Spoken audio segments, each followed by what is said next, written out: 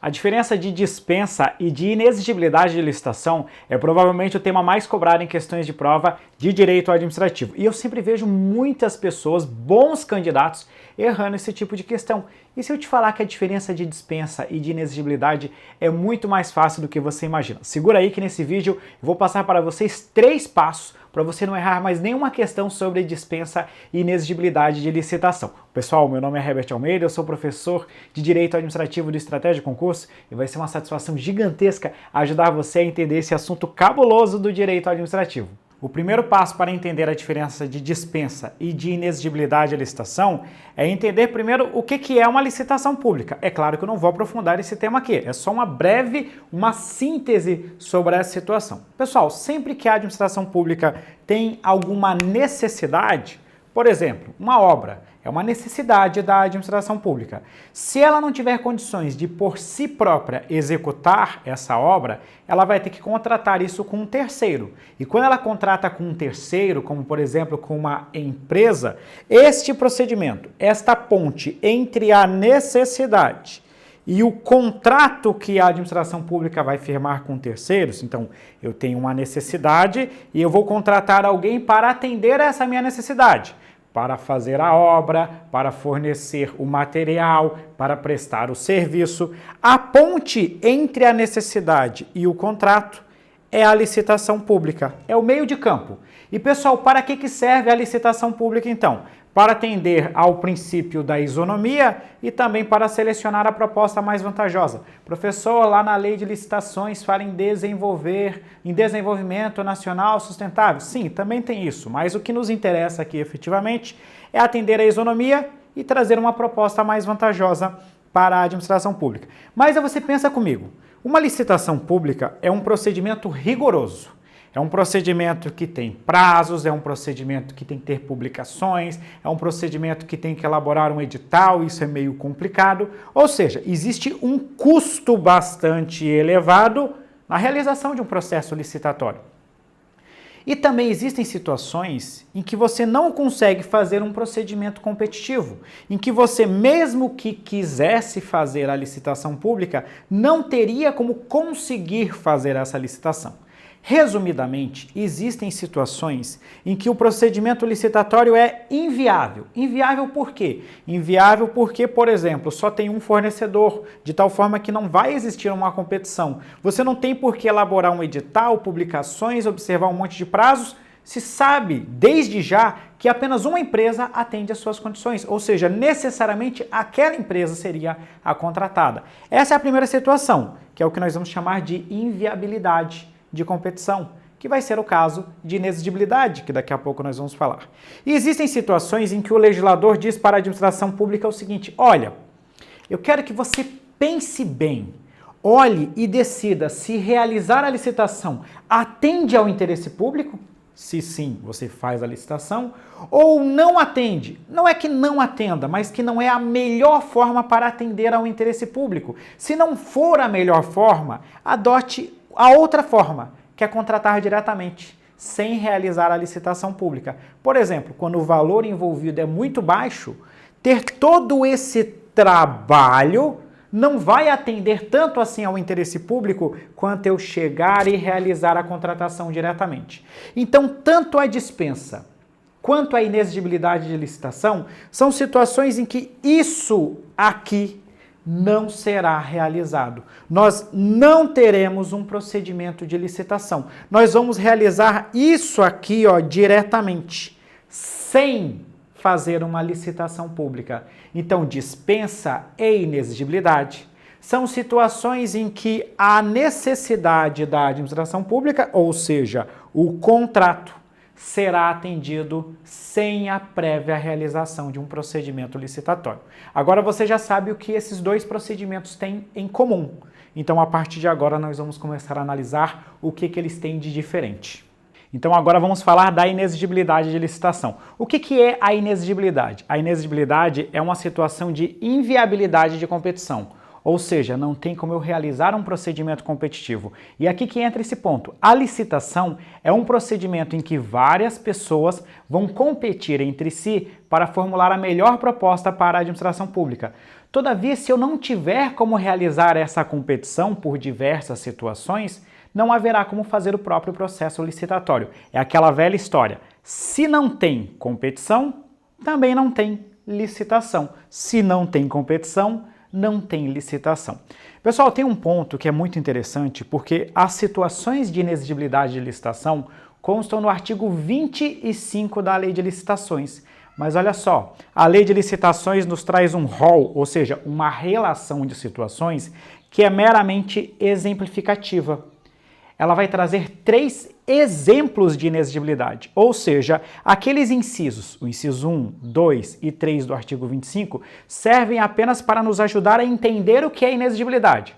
Todavia, se a gente observar no mundo real um outro caso em que não tem como realizar um procedimento competitivo, aquilo também será um caso de inexigibilidade. E quais são os 3 exemplos da Lei de Licitações? O primeiro exemplo é quando você tiver uma exclusividade de fornecedor. Imagine um município que deseja contratar um posto de gasolina e naquele município existe um único posto e o próximo posto está a 500 quilômetros daquela região. Olha, só tem um fornecedor capaz de atender a necessidade da administração. Mas, professor, tem um posto lá a 500 quilômetros. Sim, como é que você vai andar 500 quilômetros, abastecer e voltar? Não tem como. Então, que atendem às condições que a administração precisa, só existe um fornecedor. Se só tem um fornecedor, não tem como fazer competição. Logo, o procedimento é inexigível. O segundo caso é um pouquinho mais complicado, então eu preciso que você preste atenção. O segundo caso, ele exige o preenchimento de 3 condições, simultaneamente. Quais são as 3 condições? A primeira delas é que se trate de um serviço técnico profissional especializado. O que é um serviço técnico profissional especializado? É um dos serviços que conste no artigo 13 da Lei de Licitações, como, por exemplo, treinamento e capacitação de pessoal. O segundo requisito é que se trate de uma natureza singular. Natureza singular significa que não é uma situação do dia a dia da administração, é um caso especial. Eu já vou trazer um exemplo para vocês.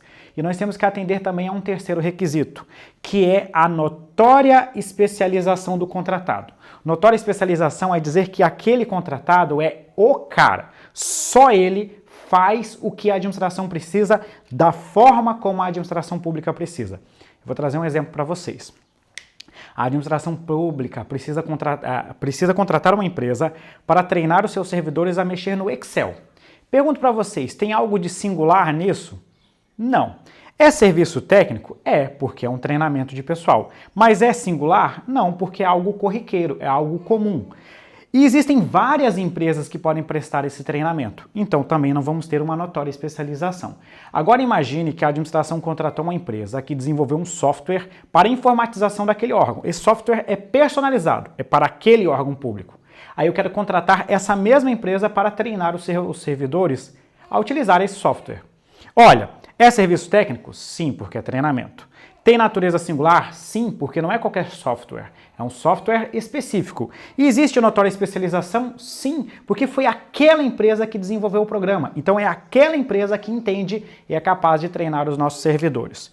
E a terceira e última situação é a contratação de profissional de qualquer setor artístico, desde que esse profissional seja consagrado pela opinião pública ou pela crítica especializada. Eu gosto de trazer como exemplo a seguinte situação. Vai contratar a Ivete Sangalo para fazer um show? Então, para contratar a Ivete, a licitação é inexigível. Então, I de Ivete é I de inexigibilidade de licitação. Essa contratação do artista tem que ser diretamente, ou seja, você contrata o artista e assina o contrato com ele mesmo, ou por meio de um empresário exclusivo desse artista.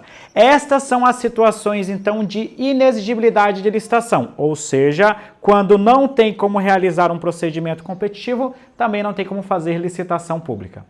Bom, agora nós vamos mudar, agora nós vamos falar da licitação dispensável. Pessoal, licitação dispensável acontece numa situação em que a lei autoriza que a autoridade pública dispense o procedimento. Ou seja, a autoridade pública pode realizar a licitação, mas se ela quiser, ela pode dispensar a licitação. O ponto interessante da licitação dispensável é que, em tese, ela acontece em situações que seria possível fazer a licitação pública, ou seja, materialmente teria como eu licitar. Porém, é um caso em que o legislador pega e fala para a administração pública o seguinte: olha, diante de cada situação, você pode escolher entre fazer a licitação pública ou não realizar a licitação pública. Vou pegar um exemplo para vocês. Imagine que a administração pública deseja adquirir um computador. Esse computador vai custar R$3.000, ou seja, é um valor bastante baixo quando a gente trata de administração pública que arrecada na casa do trilhão por ano. Então é um valor muito baixo. Pessoal, realizar uma licitação pública num caso desses pode demorar, vai envolver servidores, vai ter questões de formalidades e isso tudo pode não ser tão interessante. É possível fazer a licitação nesse caso? É, mas o valor é tão baixo que se a autoridade quiser, ao invés de realizar a licitação, ela pode dispensar o procedimento. Só que olha só, como nesses casos materialmente seria possível realizar a licitação pública, então veja bem, como a regra é licitar, então quando você não vai licitar, tem que existir uma autorização do legislador. Dessa forma, o rol, ou seja, o conjunto de situações, consta de forma taxativa na lei, ou seja, consta de forma expressa, lá no artigo 24 da Lei de Licitações. Eu quero dizer para vocês, então, que todos os casos de licitação dispensável estão expressamente na lei. Você não pode inventar. Ou está no artigo 24, ou então não pode fazer o procedimento de licitação dispensável. O rol aqui, então, é taxativo. Pessoal, com isso, nós conseguimos fazer a diferenciação da inexigibilidade para a licitação dispensável. Inexigibilidade e inviabilidade de competição. Licitação dispensável tem uma autorização para contratar diretamente sem realizar o procedimento licitatório. Agora eu vou para o terceiro passo e eu vou trazer para vocês aqui um rol das principais situações de licitação dispensável. Agora, no terceiro passo, é você que vai ter que colocar a mão na massa. O terceiro passo consiste basicamente em realizar a leitura dos artigos 24 e 25 da Lei de Licitações, além disso, resolver uma série de exercícios. No momento em que você realiza a leitura dos artigos 24 e 25, é importante você fazer a anotação de alguns detalhes. Vamos falar de alguns. Lá no artigo 25 é muito tranquilo, por isso que eu sempre falo, ó, memorize os casos do artigo 25, que é o caso de inexigibilidade, que daí já fica mais tranquilo. São só 3 incisos. Tem o caso lá do fornecedor exclusivo, tem a situação do serviço técnico de natureza singular com profissional ou empresa de notória especialização e tem a contratação do artista consagrado. Ah, professor, mas o rol é só exemplificativo. Beleza, mas as bancas se preocupam em cobrar aqueles 3 casos mencionados na Lei de Licitações. Beleza, agora vamos para o artigo 24. Aqui você tem que fazer uma leitura cuidadosa, são vários incisos no artigo 24. Normalmente as questões de prova comparam dispensa com inexigibilidade, aí é muito tranquilo. O problema está quando a banca pega um caso de dispensa e troca um prazo, troca um limite, troca algum tipo de expressão. Para isso você tem que fazer algumas leituras cuidadosas. Por exemplo, você tem que lembrar que quando a gente trata de baixo valor, existe um limite máximo, 10% do limite da modalidade convite. Você tem que lembrar que quando é o caso de contratação emergencial, o prazo para a conclusão do contrato é de 180 dias. Você tem que lembrar que se for material para uso das Forças Armadas, esse material não pode ser de uso pessoal e também não pode ser de uso administrativo. Quando for uma contratação de dispensa em virtude do comprometimento da segurança nacional, os casos são estabelecidos em decreto do Presidente da República, ouvido o Conselho de Defesa Nacional. Tem outro caso que eles podem usar para te confundir. Se a contratação de uma associação de pessoas com deficiência para a prestação de mão de obra, essa associação tem que ser sem fins lucrativos. Por outro lado, quando nós tratamos da contratação de entidade para a prestação de assistência técnica e extensão rural, essa entidade pode ser com ou sem fins lucrativos. Então esses pequenos detalhes você tem que fazer uma sublinhada, dar uma anotação, porque às vezes aqui a banca pode trocar um termo aqui ou outro termo ali. Para a gente finalizar essa terceira parte, nós vamos para o quadro agora e eu vou trazer as principais situações de dispensa de licitação, melhor dizendo, de licitação dispensável. Vale lembrar que quando nós falamos da inexigibilidade, eu já coloquei lá quais são os casos de inexigibilidade. Então agora, como o rol é muito grande, eu só vou trazer as principais situações de licitação dispensável. Então agora tratando dos principais casos de licitação dispensável. Não se esqueça que isso não dispensa a leitura direta, expressa que você tem que fazer do artigo 24. Então só os principais casos. Primeira situação é o baixo valor. O que é o baixo valor? Segundo a lei de licitações, é 10% do limite da modalidade licitatória convite. Então, até 10% do convite, o procedimento licitatório é dispensável. Considerando o decreto 9.412, que atualizou esses limites, nós vamos ter o limite de 33 mil para obras e serviços de engenharia e de 17,6 mil reais para compras e serviços que não sejam de engenharia.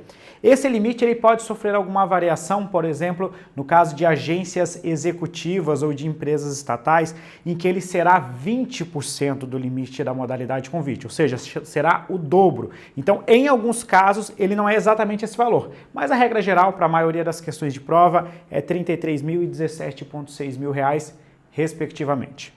Segundo caso, emergência e também quando houver guerra ou calamidade pública. Nesse caso, o procedimento licitatório também é dispensável em virtude de uma situação em que a gente estará passando. Pessoal, o terceiro caso ele é muito importante, trata da licitação deserta. É importante você não confundir licitação deserta com aquela licitação fracassada. Na fracassada compareceram interessados, mas ao longo do procedimento eles foram desclassificados ou desabilitados. Aqui, agora, eu estou falando da licitação deserta. Licitação deserta é aquela que não acudiram interessados. Não compareceu ninguém ao procedimento licitatório. A administração marcou uma data e nessa data não veio ninguém para participar do certame. Pessoal, não basta ser deserta a licitação, nós temos que ter uma outra condição, que é o risco do prejuízo caso a administração queira repetir esse procedimento. Por exemplo, a administração está construindo uma piscina. Falta uma última parte que ela vai ter que contratar uma empresa específica para concluir essa parte. Só que a licitação foi deserta. A administração não pode esperar muito tempo, senão ela corre o risco de estragar aquilo que já foi feito até aquele momento. Então ela precisa dessa contratação com uma certa urgência. Se demorar, nós temos um risco de prejuízo para a administração pública. Então, se a licitação é deserta e não é possível repetir o procedimento, sob pena de prejuízo para a administração pública, o procedimento licitatório será dispensável, mas eu tenho que atender a uma condição, que é manter as mesmas condições daquela licitação que foi deserta. Não pode alterar quantidades, exigências e outras situações. Eu tenho que manter as mesmas condições, do edital daquela licitação que acabou sendo deserta. Beleza. Quarta situação. Contratação de remanescente de obra ou de fornecimento em virtude de uma rescisão anterior de um contrato. Como é que funciona essa situação? A administração faz uma licitação pública, tem um vencedor, contrata esse vencedor, ele começa a executar o contrato, mas durante a execução nós temos algum problema e esse contrato é rescindido antes da conclusão. Por exemplo, a empresa é contratada para fazer 10 andares de um prédio. Quando estava no 6º andar, eu tive que rescindir o contrato com essa empresa. Faltam ainda 4 andares. Este remanescente é possível contratar por dispensa de licitação, mas não é uma dispensa livre, aqui é uma dispensa condicionada. Por quê? Porque eu tenho que ir lá na minha licitação pública, olhar a ordem de classificação e chamar o segundo colocado. Se ele não quiser, o terceiro colocado, e assim sucessivamente. Ou seja, eu, apesar de estar dispensando o procedimento, eu tenho que checar a lista de classificação da licitação originária, respeitar a ordem de classificação. E tem uma segunda situação que eu tenho que fazer. As condições serão as mesmas condições do licitante vencedor. Vamos supor que o licitante vencedor ele cobrou um valor, eu sei que na prática não funciona assim, mas ele cobrou um valor de 1 milhão por andar. Como faltavam 4 andares, ele iria receber ainda 4 milhões, 1 milhão para cada um. Quem for contratado, segundo, terceiro e assim respectivamente, vai executar por este mesmo valor, ou seja, por R$ 1 milhão cada um dos andares. Beleza, né? Fechamos esse caso e eu vou para a quinta e última situação. A quinta e última situação trata de construção, reforma ou ampliação de estabelecimentos penais, ou seja, de presídios, desde que a gente esteja diante de uma situação grave e com um risco iminente para a segurança pública. Nós vivemos no Brasil um grave problema com presídios. Então, essas situações em que você tem um risco iminente para a segurança pública, você pode realizar a construção, reforma ou ampliação do presídio mediante dispensa de licitação. São todos os casos que estão aqui? É lógico que não. Esses aqui são apenas alguns daqueles que eu entendo que são mais relevantes. Com a sua leitura, você pode complementar essa situação. É isso aí, meus amigos, fechamos aqui mais um vídeo. Se vocês gostaram desse vídeo, deixa aquele likezão, deixa aquele curtir, não se esqueça de se inscrever no nosso canal, também deixa aqui o seu depoimento, se quiser compartilhe o nosso canal aqui do YouTube. Meus amigos, muito, mas muito obrigado mesmo, e agora é com vocês. Leitura e resolução de questões para não perder mais nenhuma questão de dispensa e inexigibilidade de licitação. Valeu!